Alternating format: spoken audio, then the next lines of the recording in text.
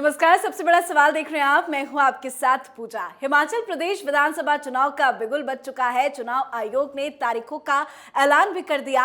हिमाचल प्रदेश में एक ही चरण में चुनाव होंगे। हिमाचल की 68 विधानसभा सीटों के लिए 12 नवंबर को वोट डाले जाएंगे और मतों की गिनती 8 दिसंबर को होगी। पर सबसे बड़ा सवाल यह है कि हिमाचल का हकदार कौन कौन, हिमाचल का ताज किसके सर सजेगा, हिमाचल में किसकी होगी जीत और किसे हार का करना पड़ेगा सामना। क्या हिमाचल की सत्ता पर फिर से काबिज होगी बीजेपी?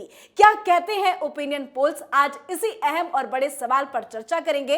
डॉक्टर साहब, बहुत बहुत स्वागत है आपका। धन्यवाद। बहुत सारे ओपिनियन पोल्स आए हैं हिमाचल प्रदेश को लेकर, वो मैं आपको बताऊंगी, लेकिन ओपिनियन पोल तो यही कह रहे हैं कि बहुत बड़ा परिवर्तन होने जा रहा है, बीजेपी की सरकार दोबारा सत्ता में काबिज हो रही है। देखिए, सत्ता में तो काबिज होगी क्योंकि वहां पे कांग्रेस पार्टी ने मेहनत नहीं किया। कल नींद से जगे सब जी। और मीटिंग की गई, 22 लोगों का नाम तय किया गया। अभी और भी लिस्ट तैयार की जाएगी। भाई किस आधार पे, कैसे, क्या? कोई कैंपेन नहीं, कोई प्लान नहीं, कहीं कोई आंदोलन नहीं, कहीं कोई रैली नहीं। पिछले एक साल से देखिए, राजनीति का एक अपना तरीका है जी। भाई उत्तर प्रदेश का एक एग्जाम्पल मैं आपको दे रहा हूं। भाई हार गए अखिलेश यादव, लेकिन चुनाव से पहले मेहनत तो की, मेहनत ही नहीं, एक माहौल बन रहा था बिल्कुल, कि भाई अखिलेश भी जीत सकता है। लोग ऊहापोह में थे कि भाई जीत भी सकता है, हार भी सकता है। एक कंपटीशन, ऐसा लग रहा है कि टच एंड गो का मसला होगा। रिजल्ट क्या आएगा अलग बात है। जैसे दूसरा एग्जाम्पल मैं आपको दूं, भयंकर जीती, बहुत ऐतिहासिक जीत के साथ ममता बनर्जी फिर से वापस सत्ता में आई। लेकिन चुनाव से पहले क्या माहौल था? बीजेपी की सरकार बन रही है, बीजेपी की सरकार बन रही है। तभी तो डेमोक्रेसी में मजा आता है। और इसके लिए क्या करना पड़ता है? बंगाल चुनाव से एक साल पहले से अमित शाह हर 15 दिन में जा रहे हैं, जेपी नड्डा जा रहे हैं, वहां आंदोलन चल रहा है, हर मुद्दे पे उठाया जा रहा है, धरना प्रदर्शन, हर चीज को लेकर के। अखिलेश यादव क्या कर रहे थे? हर चीज पे सवाल उठाना, हर चीज के ऊपर आंदोलन करना, सड़क पर उतर जाना, रैलियां निकालना। बाकायदा वो निकल गए थे अपने एसी बस से वो यात्रा पे। कोना कोना हर जगह गए आप। कांग्रेस पार्टी ने हिमाचल में क्या किया? गुजरात में क्या कर रही है? गुजरात में तो केजरीवाल ज्यादा मेहनत करते हुए नजर आ रहे हैं, कांग्रेस पार्टी तो नजर नहीं आ रही है। लेकिन अभी हिमाचल के बारे में बात करना है तो हिमाचल में एक ट्रेडिशन रहा कि वहां एक बार बीजेपी, एक बार कांग्रेस, एक बार बीजेपी, एक बार कांग्रेस। तो टेक्निकली अगर पिछले एक साल से वहां पे कांग्रेस पार्टी मजबूती से विरोध कर रही होती, भैया आपको लोग वोट क्यों देंगे?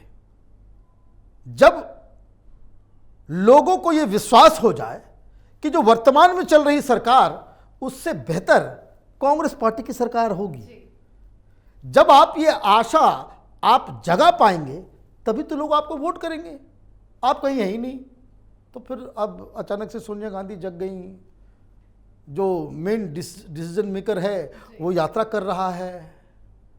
प्रियंका वाड्रा को आपने वहाँ भेज दिया, प्रियंका वाड्रा रैलियाँ कर रही हैं, उसमें भी कुछ से कुछ बोल रही हैं। बहुत ही इसको कह सकते हैं कि आ बैल मुझे मार। आपने हिमाचल में एक तरह से वॉक ओवर करवा दिया है जी। और यही ट्रेडिशन ओपिनियन पोल में खत्म होता नजर आ रहा है। सी वोटर का सर्वे मेरे पास है, जिसमें बीजेपी को 46% वोट शेयर जा रहा है, कांग्रेस को 30.2, वहीं आपको 6.3 वोट शेयर। और सीटें क्या दे रहे हैं ये लोग? सीटें की बात करें तो बीजेपी को 38 से 46 के बीच में, कांग्रेस को 20 से 28 और आम आदमी पार्टी को केवल 1 सीट। देखिए, ये सी वोटर का अनुमान है और मेरा अपना एक बिलीफ है कि सी वोटर हमेशा पता नहीं ओपिनियन पोल्स में इस तरह के मेथोलॉजिकल एरर को क्यों आने देता है। दूसरे सर्वे का भी ओपिनियन पोल है। पहले मैं इस सर्वे को डील कर लेता हूं। अगर vote percentage Bharatiya Janata party का 46 है जी, बिल्कुल, और अगर 35% कांग्रेस पार्टी का वोट शेयर है और वोट कटुआ पार्टी आम आदमी पार्टी का 6.3% वोट शेयर है। तो ये जो आंकड़े बताए जा रहे हैं कि 38 से 46 68 में बीजेपी को और 20 से 28 जो है कांग्रेस पार्टी को, बिल्कुल बेकार। सीटों का कैलकुलेशन थोड़ा गड़बड़ है। बिल्कुल। क्यों? अब देख लीजिए, मैं आपको तुरंत उसको प्रूव कर देता हूं। पिछली बार 48% वोट पाई किसने? बीजेपी ने। कितनी सीटें आई? 44। और 41.8% मतलब 42% वोट कांग्रेस पार्टी पाती है, और सीटें कितनी आती हैं? 22। फासला 6% का, और वोट माने सीटें जस्ट डबल। ठीक, आम आदमी पार्टी भी पिछले बार थी और अदर्स वगैरह होते वो। तो ये पता नहीं कौन सा कैलकुलेशन है कि 42 से एक पार्टी पहुंच जा रही है 35% पे। 6% वोट और डाउन हुआ, और भारतीय जनता पार्टी वो 46-47 के आसपास पा रही है। तो अगर इनका वोट शेयर का कैलकुलेशन सही है, किनका? सी वोटर्स वाले का, कि अगर ये 46 और 35 मतलब 11% वोट का फासला है, तो कांग्रेस पार्टी डबल डिजिट में भी सीट नहीं लेके आएगी। भाई सीट लाओगे कहां से? जीतोगे किधर से? क्योंकि 6% तो वो लेकर के आम आदमी पार्टी लेकर के जा रही है, और भारतीय जनता पार्टी का जो हार्डकोर वोटर है वो अपने अलायंस बदलता नहीं है। वो बहुत ही कमिटेड वोटर्स होते हैं आम आदमी भारतीय जनता पार्टी के। तो ये जो आंकड़ा है ये समझ में नहीं आ रहा है। 46% अगर पा रही है भारतीय जनता पार्टी, तो 68 में समझ लीजिए 55 और 60 के बीच वो सीटें आ जाएंगी भारतीय जनता पार्टी को, और कांग्रेस पार्टी 10 के अंदर, और नगण्य 0 या 1 सीट वो भी नहीं आम आदमी पार्टी। फिर तो ये लैंडस्लाइड विक्ट्री, ऐतिहासिक विक्ट्री, जिस तरह से ममता बनर्जी जीती, जिस तरह से अरविंद केजरीवाल पंजाब और दिल्ली जीता, उस तरीके से भारतीय जनता पार्टी हिमाचल को जीतेगी। यही विक्ट्री जी दर्पण के ओपिनियन पोल में नजर आ रहा है। उनके हिसाब से बीजेपी को 65% वोट शेयर, कांग्रेस को 22, आम आदमी पार्टी को 8। और अगर ये 65% वोट है और 8% कांग्रेस पार्टी को है, 22% कांग्रेस पार्टी को है, 8% आपको है, तो ये समझ लीजिए 68 में 65 सीटें जो है भारतीय जनता पार्टी के पास होंगी। पता नहीं किस तरीके से ये ओपिनियन पोल्स वगैरह करने वाले लोग या दिल्ली में बैठे बैठे वो आंकड़ा भर ले रहे हैं या कुछ कर रहे हैं। ये तो बड़ा कठिन जो है आपने वो सवाल उठा दिया इनके, सो कहते हैं कि भाई वेरासिटी के ऊपर, ये किस तरह से ये पोल हो रहा है, किस तरह से आप कैलकुलेट कर रहे हो, किस तरह से सीटें आप जो है दे रहे हो। खैर, हम लोग दिवाली वगैरह ख़त्म करके will be going to Himachal Pradesh also. वहाँ से जब हम लोग ग्राउंड में उतर करके नापेंगे कि भाई क्या वहाँ का मूड है, तब हम लोग ज़्यादा बेहतर तरीके से आकलन कर पाएंगे। लेकिन जब से चुनाव की तारीखों का ऐलान हुआ है, तमाम चैनलों में अलग अलग ओपिनियन पोल चल रहे हैं। सारे ओपिनियन पोल बीजेपी को जिता रहा है, लेकिन ग्राउंड रियलिटी की बात करें, मुद्दों की बात करें, तो क्या लगता है इतिहास रचने जा रहा है हिमाचल प्रदेश? देखिए, अगर भारतीय जनता पार्टी जीती तो ये तो इतिहास होगा। और मैं इस बात को लेकर के मैं बहुत ही अपने विचारों में स्ट्रेट रहता हूं।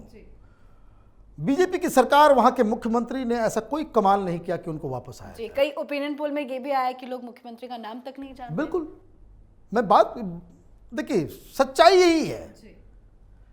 लेकिन है क्या दिक्कत, कांग्रेस पार्टी को यह बात समझ में नहीं आता।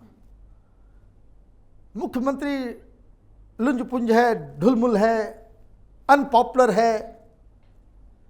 ये जो पीछे जो प्रधानमंत्री मोदी का जो चेहरा चमकता है, मोदी मैजिक चलेगा। वही मैजिक जो है सब कुछ बदल देता है। कैसे? मैं आपको, दोनों ही माने पहाड़ी राज्य है उत्तराखंड। उत्तराखंड में भारतीय जनता पार्टी को जीतना ही नहीं था। आपके जो जितने भी मुख्यमंत्री बने प्रीवियस में, उन लोगों का इमेज जो है बिल्कुल ही खराब। जो जिन लोगों ने भारतीय जनता पार्टी को वोट किया, 2019 में मोदी को भी वोट किया, वो भी नाराज चल रहे थे। लेकिन आपने धोनी को उतार दिया अचानक लास्ट मोमेंट में, धामी साहब आए चौका छक्के मारना शुरू कर दिए। लेकिन ये तो अलग, आपने एक चेहरा को रिस्टोर किया, चीफ मिनिस्टर का एक बढ़िया चेहरा आपने जनता के सामने रखा। और सबसे बड़ी चीज जो वहां पे हुई, सड़कें। आप ऋषिकेश से जाइए, आप रुद्रप्रयाग, आप ऊखी मठ तक चले जाइए, वो उत्तराखंड है ही नहीं 5 साल पहले जो था। और चलने वाले लोग कहते हैं यही, आप बस में चलेंगे, आप कहीं पे उतरेंगे, सब लोग कहते हैं मोदी का मैजिक है, मोदी नहीं होता तो ये तो बन ही नहीं सकता।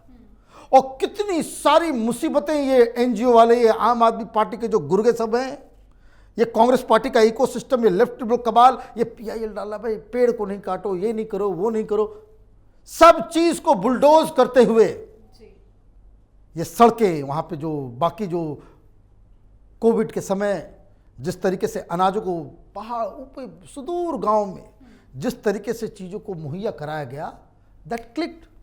यही चीज़ हिमाचल में भी है। जिस तरह से वहाँ पे सड़कों का हिसाब किताब किया गया, तो वहाँ पे लोग जब आप चलते हैं, सड़कों पे चलते हैं, आप निकलते हैं, आपको इमीडिएटली बदला बदला सा पूरा तस्वीर नजर आता है। तो जिस व्यक्ति ने किया, जिस पार्टी ने उस काम को किया, उसके प्रति एक सिंपैथी आ ही जाती है। तो ये प्रधानमंत्री मोदी, आप देखिए, एक तो मैंने इधर का रास्ता मैंने बताया, आप इधर कुमायूं के इलाके में चले जाइए, वहां भी सड़कों का वही चंपावत और वो जो पूरा वो चाइनीज बॉर्डर तक का जो रास्ता है, 2 साल 3 साल पहले तक जहां 14-14 घंटे 16-16 घंटे बीच में रास्ता फंसा हुआ सब कुछ होता था, गाड़ी जो है वो रोड चौड़ी भी हो गई, क्वालिटी भी बढ़िया, स्मूथ।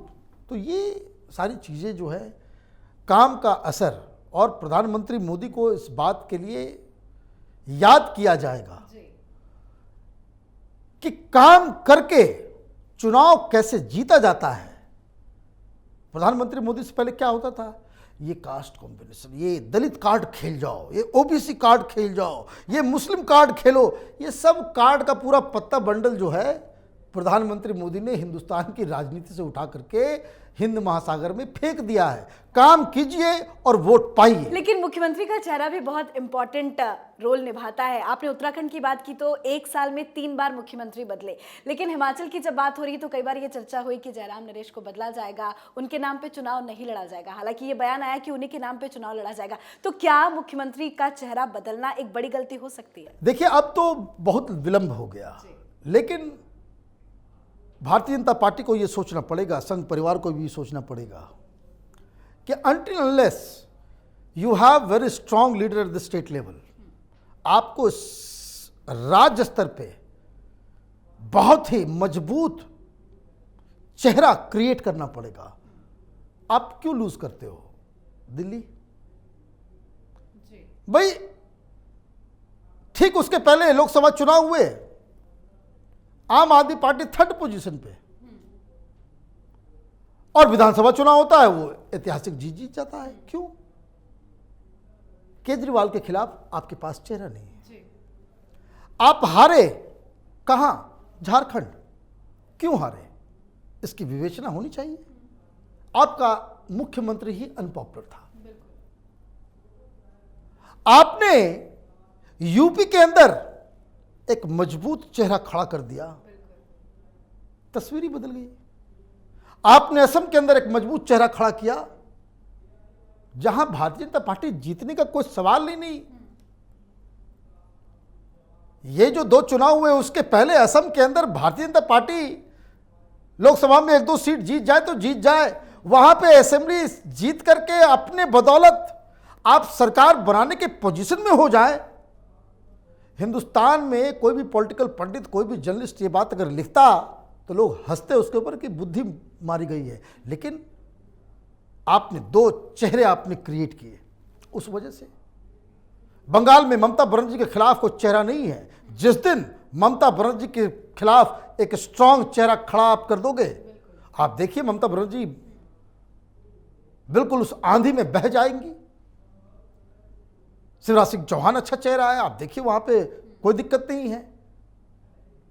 आप बिल्कुल 4th नंबर के पार्टी थी भारतीय जनता पार्टी महाराष्ट्र के अंदर आपने देवेंद्र फडणवीस को क्रिएट किया। देखिए, मैं एक बात और कह रहा हूं, तमिलनाडु में मिराकल होगा।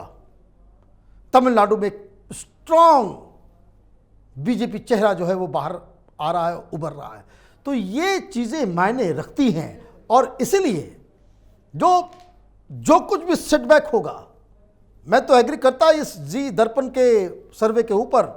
अगर वहाँ पे धामी जैसे, वहाँ पे योगी जैसे कोई स्ट्रांग लीडर, स्ट्रांग चेहरा वहाँ पे होता तो ये चुनाव वोटिंग के पहले ही ऑलरेडी डिसाइडेड होता है। जी, बहुत बहुत शुक्रिया समझाने के लिए। धन्यवाद। तो हिमाचल प्रदेश के विधानसभा चुनाव ओपिनियन पोल में बीजेपी फिर से सत्ता में वापसी करती दिख रही है। कई चैनल्स के ओपिनियन पोल सामने आए हैं जिसमें सबसे ज्यादा सीटें बीजेपी के ही पाले में जाते नजर आ रहे हैं। एक बार फिर से हिमाचल बीजेपी के हक में है, हिमाचल का हकदार बीजेपी पार्टी ही है। खैर, ये तो ओपिनियन पोल्स है, अब देखना होगा 8 दिसंबर को आने वाले नतीजों में किसके हक में फैसला आता है। तो बड़ा सवाल किसका होगा हिमाचल प्रदेश, कमेंट करके जरूर लिखें। आज के हमारे शो में फिलहाल इतना ही। देखते रहिए कैपिटल टीवी। नमस्कार।